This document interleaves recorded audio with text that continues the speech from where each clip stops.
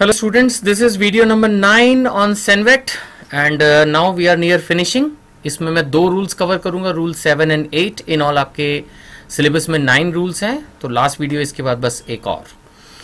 Distribution of Senvet credit, rule 7. ये है input service distributor, यानी ये इनपुट की बात कर रहा है लेकिन ओनली इनपुट सर्विसेज की, चाहे फिर वो मैन्युफैक्चरर ने रिसीव की हो, चाहे फिर वो सर्विस प्रोवाइडर ने रिसीव की हो. मैं आपको इसका पहले फंडा बताता हूँ.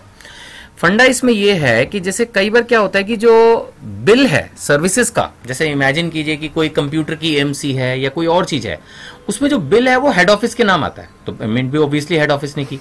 जब पेमेंट हेड ऑफिस ने की तो फिर सारा क्रेडिट हेड ऑफिस को मिल गया. लेकिन सपोज वो सर्विसेज एक्चुअली में किसी ब्रांच ने यूज की हैं या मल्टीपल ब्रांचेस ने यूज की हैं, तो इन दैट सिचुएशन उनको क्रेडिट मिल नहीं पाएगा. सपोज अगर सेंट्रलाइज बिलिंग नहीं है तो वो सेपरेटली रजिस्टर्ड है, तो वो आउटपुट सर्विसेज वो दे रहे हैं, टैक्स वो पे कर रहे हैं, लेकिन इनपुट सारा हेड ऑफिस को मिल रहा है, तो डिसप्रोपोर्शनेट हो रहा है.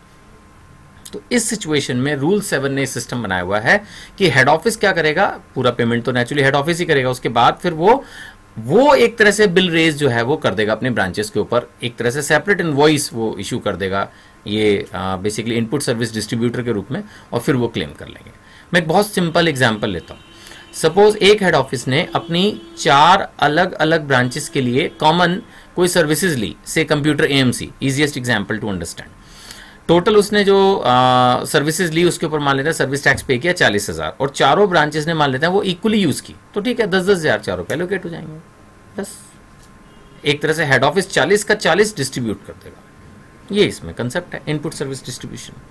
अब मैं इसको पढ़ता चला जाता हूं. सबसे पहली बात यह है, इसका रूल नंबर अगर याद रख सकें आप तो रूल 2M, इसके अंदर जो रूल एप्लीकेबल है that is rule 2M input service distributor में, जिसने डिफाइन किया है कि इनपुट सर्विस डिस्ट्रीब्यूटर है कौन.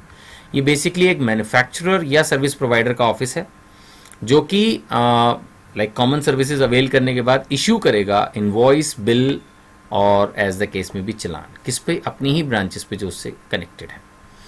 जहां तक डिस्ट्रीब्यूशन का प्रोसेस है बहुत सिंपल है, 4 पॉइंट्स हैं, मैं चारों को समझाता हूं फिर रिपीट करूंगा. पहला, जो टोटल क्रेडिट डिस्ट्रीब्यूट होगा वो amount of service tax paid से ज्यादा नहीं होगा. ऑब्वियसली जैसे मैंने एग्जांपल लिया 40,000 की पेमेंट हुई, तो टोटल आप 10,000 के 4 को दें, चाहे 15-15 5-5 करके दें, या 20-20 के 2 को दें, 40 से ज्यादा तो नहीं हो सकता. दूसरा, अगर कोई सर्विसेज ऐसी हैं जो ऐसी यूनिट ने यूज की हैं जो कि मैन्युफैक्चरर ऑफ एग्जेम्प्टेड गुड्स या प्रोवाइडिंग ऑफ एग्जेम्प्टेड सर्विसेज हैं, तो वो तो हम पहले डिस्कस कर चुके हैं, उनका तो क्रेडिट मिलना नहीं. तीसरा, अगर कोई सर्विस ऐसी है जो कि किसी पर्टिकुलर यूनिट ने ही यूज की है, जैसे मैंने भी एग्जांपल लिया 40,000 दिए लेकिन 4 यूनिट ने यूज की, सपोज कोई ऐसी सर्विस है जो एक पर्टिकुलर यूनिट ने यूज की है, तो वो सारा का सारा उस यूनिट पे एलोकेट कर दिया जाएगा. और चौथा, अगर ऐसा नहीं है तो फिर डिस्ट्रीब्यूशन कैसे करेंगे, अगर इक्वल किया है तो ठीक है, नहीं तो यहां पर क्या है कि टर्नओवर, अगर जहां तक है सवाल, अगर टर्नओवर का कोई क्राइटेरिया अवेलेबल है तो हम टर्नओवर के बेसिस पर करेंगे. इसमें जो रूल दिया गया है मैं उसको रीड कर रहा हूं, pro rata on the basis of turnover, that is the criteria. यानी कि जो उनकी टर्नओवर थी, टर्नओवर कौन सी, ये नीचे जाके समझाई हुई है. टर्नओवर जो है वो लास्ट ईयर की लेनी है, of the preceding financial year, the financial year preceding to the year in which it is to be distributed. और अगर पिछले एक साल का डेटा नहीं है तो हम लेंगे preceding quarter, previous to the month और the quarter, the last quarter for which the details of the turnover are available.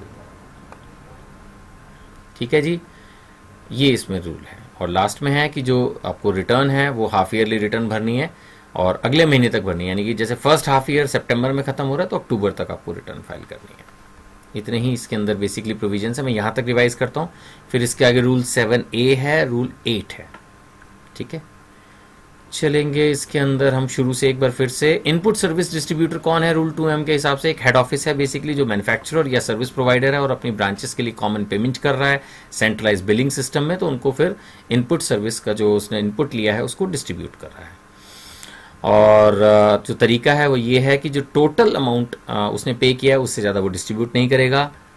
Exempted goods या एग्जेम्प्टेड सर्विसेज जो यूनिट प्रोवाइड कर रही हैं उनसे रिलेटेड सर्विसेज अगर कुछ हैं तो उसको डिस्ट्रीब्यूशन नहीं किया जाएगा. अगर कोई सर्विसेज एक पर्टिकुलर यूनिट के लिए ही थी तो वो उसी पर सारा एलोकेट किया जाएगा. Otherwise pro rata on the basis of turnover, उसके बेसिस पे इसको हम करेंगे. टर्नओवर जो है वो हम लास्ट फाइनेंशियल ईयर की या लास्ट क्वार्टर की फिगर्स को लेके करेंगे. रिटर्न जो है हाफ ईयरली भरनी है, लेकिन जब कोई हाफ ईयर खत्म होगा तो उसके बाद जो मंथ आएगा उसमें वो रिटर्न जो है वो भरी जाएगी। अब हमारा आ रहा है नेक्स्ट रूल 7A, जिसमें सिंपल एक बात बताई जा रही है कि जैसे सपोज एक पर्टिकुलर ब्रांच ने कोई सर्विस अवेल की, लेकिन जैसे मैंने कहा उसमें सिस्टम के हिसाब से वो बिल जो है वो हेड ऑफिस के नाम आ गया, तो हेड ऑफिस क्या करेगा, पेमेंट करने के बाद एक इनवॉइस रेज कर देगा ब्रांच पे, जिसके बेसिस पे फिर ब्रांच जो है वो क्लेम कर लेगी। बस इतना ही है रूल 7A, तो मैं इसको ज़्यादा एक्सप्लेन नहीं कर रहा। और लास्ट जो कि बहुत ही ज़्यादा सिंपल और छोटा सा रूल है, बस एक फॉर्मेलिटी है इसको पढ़ाना, तो रूल 8 कि अगर आपने इनपुट्स को यानी रॉ मटेरियल को फैक्ट्री से बाहर स्टोर किया होगा तो क्या होगा। पहली बात तो इसके लिए आपको अप्रूवल चाहिए। अप्रूवल किसकी चाहिए, असिस्टेंट कमिश्नर या deputy commissioner of central excise, ठीक है ना। दूसरी बात यह है कि कब अलाउ होगा, जब या तो फैक्ट्री में जगह नहीं है या नेचर ऐसा है, हैजार्डियस गुड्स हैं, तब होगा। ये चीज़ें मैंने पहले भी पढ़ाई हैं, आई एम श्योर आपको याद आ रहा होगा। और तीसरा, अगर आपने उन गुड्स को ठीक से यूज नहीं किया, मैं इसको रिपीट कर रहा हूं, where such input is not used in the manner where such input is not used in the manner specified in these rules for any reason, then the manufacturer of the final product shall pay an equal amount, यानी कि उसका reverse हो जाएगा credit. तो rule 8 में simple 3 बातें आई। पहला, अगर आपको बाहर स्टोरेज करनी है तो एक्साइज ऑफिसर यानी DCAC, assistant commissioner deputy commissioner of excise की अप्रूवल चाहिए। दूसरी बात, सर्कमस्टेंसेस जिसमें अलाउ किया जाएगा वो यही है कि आपके पास स्टोरेज कम है या तो फैक्ट्री में या हैजार्डियस गुड्स है। और तीसरा, अगर आपने गुड्स को प्रॉपर्ली इनपुट को ठीक से यूज नहीं किया मैन्युफैक्चरिंग के लिए फैक्ट्री में, तो बाद में आपका क्रेडिट जो है वो रिवर्स भी हो सकता है। इतना ही है रूल 7, 7A एंड 8। पढ़ के जाना है, छोड़ना नहीं है। खासकर रूल 7 मुझे लगता है कि एग्जाम में पूछा भी जा सकता है, क्योंकि उसमें सिंपल 4 पॉइंट्स हैं, तो आमतौर पर एग्जामिनर इस तरह के पॉइंट्स पूछ लेता है कि चलो भाई बच्चे से 4 पॉइंट्स रूल 7 के लिखवा लें, है ना। तो छोड़ना नहीं है, अच्छा है। रूल 7 भी देख सकते हैं, सिंपल है, छोटा